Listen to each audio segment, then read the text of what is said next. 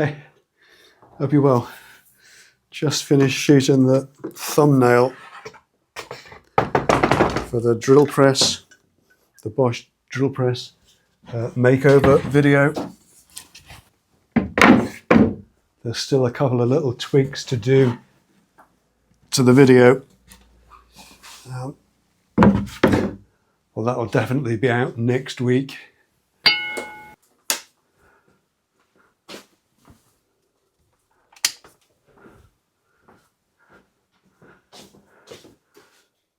Friday 23rd. Yeah. I had a couple of questions about last week's video. Specifically about videos that I didn't specifically mention. The Router Basics series came up. Oh, you didn't mention the Router Basics series. Is it definitely happening? Yeah, definitely happening. What it was, I mentioned the videos that I had something visual to show. So, you know, I'm planning the Router Basics series. There's not a whole lot to show about it, so I didn't mention it. It's a massive undertaking.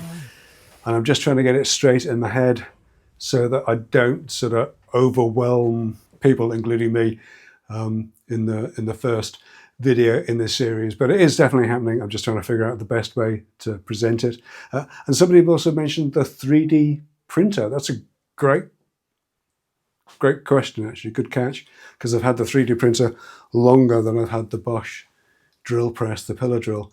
The 3D printer's doing great, actually. The 10-Minute Workshop Plus members will know I've had some major successes with that, particularly recently. In fact, the drill press video has some 3D printed elements to it, although I do show you how to make those out of a piece of plywood or MDF as well. And I've been making things too that on the face of it are just ridiculous. Doing exactly what I said I wouldn't do in the first 3D printer video. Just making stuff not for the sake of making it, but because I actually end up with exactly what I want. It's hard to describe, really, because you get sucked into thinking that, well, this is a really bad use of my time and energies, and, you know, terrible use of resources to spend hours 3D printing something that you can, you know, buy down the shops for 25 pence, except you can't buy that down the shops for 25 pence. You can get something sort of similar, but you can't get the exact thing that I wanted. You can't get it in that size or that shape or that color. And being able to manufacture that for yourself, that's an immensely powerful thing to have on your desktop. So I wouldn't call myself a convert, but if you're on the fence about 3D printing, I'm definitely swinging towards the direction of it being extremely worthwhile. This weekend coming, we've got Maker Central. It's the biggest, I think, maker event in the UK. Let's call it probably the biggest maker event in the UK. I mentioned it briefly in last week's video. It's the NEC Birmingham, that's Britain's National Exhibition Centre, and it's in Hall 2. I may not have looked thoroughly enough, but I couldn't find that anywhere on the website. It's not on my tickets. Tell me if I've missed it somewhere along the way, but it is definitely in Hall 2, I'm told. 10 till 5:30 on Saturday and 10 till 4 on Sunday. Saturday tends to be the busier day. I've never attended as a punter, as a paying guest before. I've always been on a stand. I've had a stand or been on a stand with others. And I've got to say, it's a much calmer experience not being an exhibitor. This week would have been frantic. And today in particular, I'd have been really anxious because it's actually really hard, especially if you're doing this on your own. You've got to load everything up. You've got to get yourself up to Birmingham. You've only got a 1 hour allocated slot to get your stuff in and into position. Then you've got to scoot away and move your car. You've got to check into your hotel at some point. Then you've got to come back and get the stand ready make sure that you haven't forgotten everything. You've got the insurances in place. It is a much calmer experience just attending as a punter. There's probably a video to be done on trade show economics. I am pretty sure that nobody who is there on a stand is making any money out of this at all. Some of the bigger exhibitors don't do sales at all.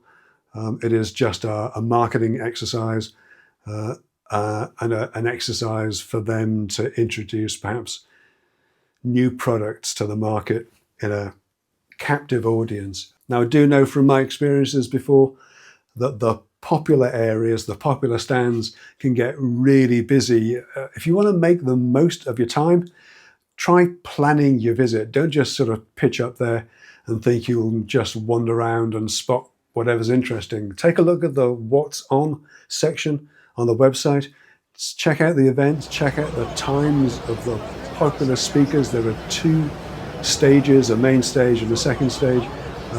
Tear yourself away from either of those stages at the times that have got really popular speakers on, and you might find that it's a bit quieter on the stands that you do actually want to visit.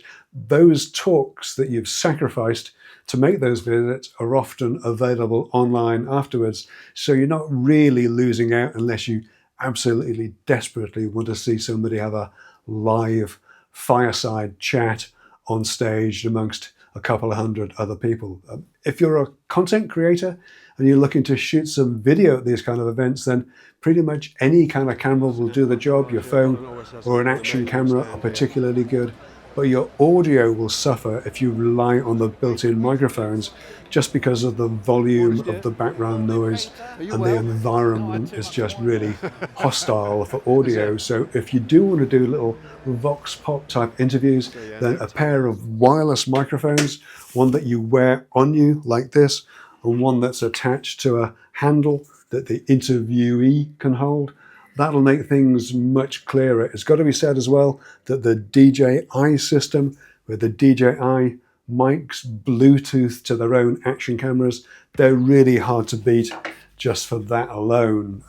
Tripods are a pain in the neck at these kind of events, so if you're traveling alone, in other words, without somebody else to hold the camera, then I've found this to be a really handy little gadget, a really handy little thing to make. It is just a triangle of plywood with circular notches in the corners. I cut those with a Forstner bit, and I've used this between my tripod legs with just a loop of Velcro between them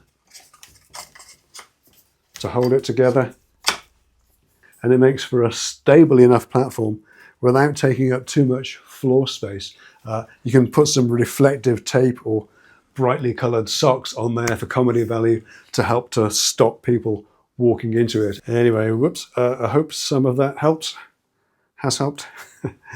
If you're at Maker Central this weekend and you spot me wandering around, do come and say hi.